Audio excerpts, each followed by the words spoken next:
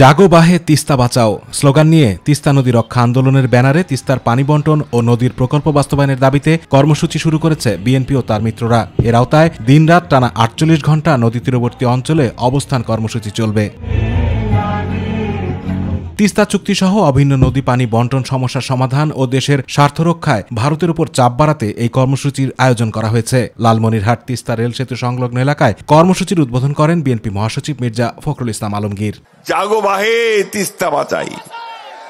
বন্ধুগণ, এটা শুধু স্লোগান নয়, এটা আপনাদের এই তিস্তার পারের মানুষের যে বাঁচার যে তাগিদ, বাঁচার জন্য যে আহাজারি, তারই আওয়াজ আজকে বেরিয়ে আসছে।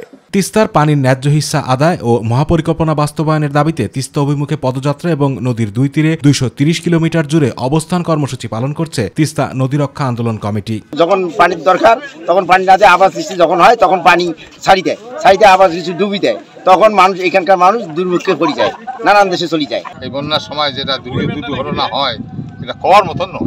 সব পেশাজীবী মানুষ আজকে তিস্তার চরে সমবেত হয়েছে। আমরা আশাবাদী যে সরকার দাবি আমাদের মেনে নেবে, অনতিবিলম্বে তিস্তা মহাপরিকল্পনার কাজ শুরু করবে। তিস্তা ভাঙ্গনের মাঝে আছে, বহু সরকার আসছে, বহু সরকার চলে গেছে, কিন্তু কেউ এই তিস্তা নদী রক্ষা করতে পারে নাই। পানির যে ন্যায্য হিস্সা সেটা পাওয়ার জন্য আমরা দীর্ঘদিন আসলে অপেক্ষা করে আছি। তিস্তা পারের মানুষ এই আন্দোলনে অংশ নিয়ে নদীটির করুণ কাহিনী বিশ্ববাসীর সামনে তুলে ধরতে চান পানির ন্যায্য হিস্সা সহ তিস্তার বাঁধ ও খনন। মেগা প্রকল্প বাস্তবায়নের জন্য আমরা এখানে দাবি নিয়ে আসছি।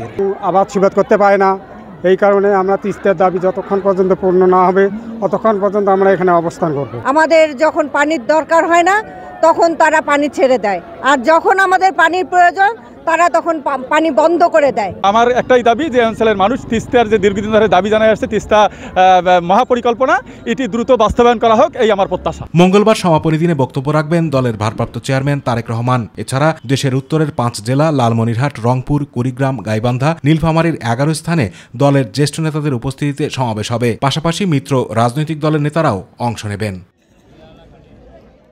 আতিকুর রহমান তিতাস, মাই টিভি।